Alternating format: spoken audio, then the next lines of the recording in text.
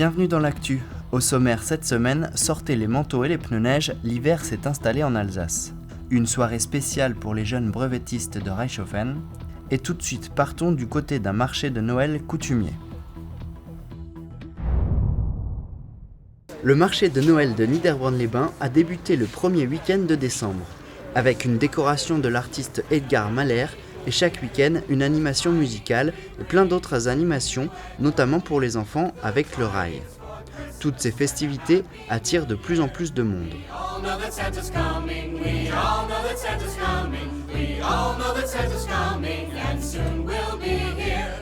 À midi, on avait un déjeuner découverte de la gastronomie locale. Et pour ce genre de week-end, donc, on a des gens qui sont venus de la région parisienne, des gens qui viennent d'ailleurs pour consommer ce week-end à Niederbronn, donc avec un déjeuner gastronomique, d'abord une petite démonstration culinaire et ensuite un week-end dans un hôtel de la cité.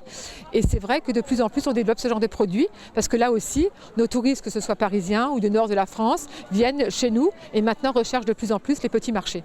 À l'Office du tourisme, il y a le programme. Vous pourrez aussi voter pour le concours de crèches et couronnes. Chaque week-end, de nouveaux artisans sont présents, les samedis jusqu'à 18h et les dimanches jusqu'à 19h. 23 artisans sur le marché de Noël et donc alors on retrouve principalement des décors de Noël, que ce soit des décors à accrocher, des couronnes, des décors de table, des boules, mais il y a également des cadeaux qu'on peut faire justement ce côté cadeau. Donc il y a des artistes comme des céramistes qui sont présents aujourd'hui. Voilà. Et donc ces 23 artisans qui sont là aujourd'hui ne seront pas les mêmes les week-ends qui suivent parce que nous allons renouveler et en tout on accueille une cinquantaine d'artisans sur les 3 week-ends.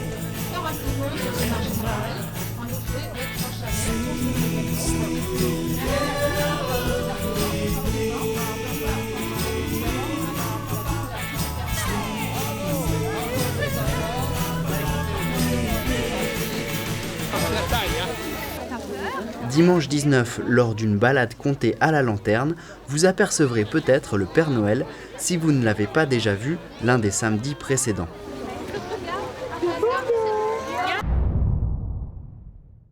Le manteau neigeux qui recouvre la plus grosse partie de la région ne réjouit pas tout le monde.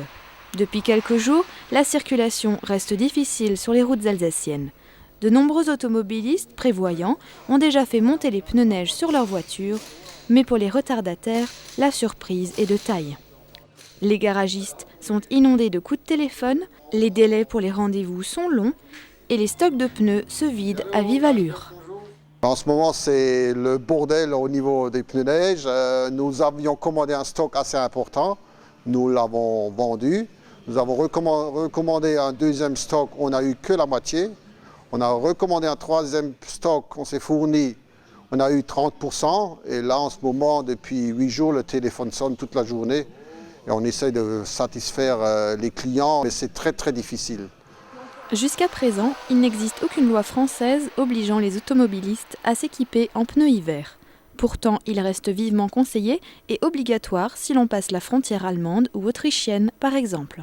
On conseille vivement les pneus neige et donc les gens qui doivent en mettre, il faut essayer d'en mettre 4. C'est primordial, surtout quand la voiture chasse de l'arrière. Si vous avez des pneus neige, on arrive quand même à tenir sur la route et on évite beaucoup d'accidents et de désagréments naturellement.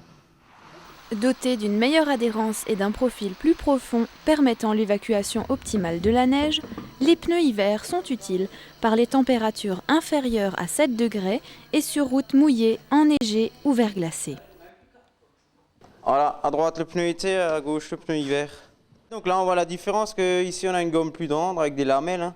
C'est plus strié que là, les stries sont beaucoup plus écartées. C'est un pneu plus dur et ça c'est un pneu contact. Il est donc préférable pour votre sécurité et celle des autres de vous munir rapidement des pneus neige adaptés à la saison hivernale.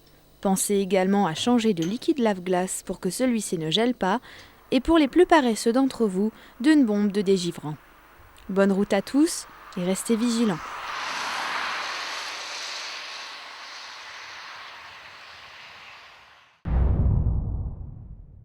C'est un classique aux États-Unis, la cérémonie de remise des diplômes.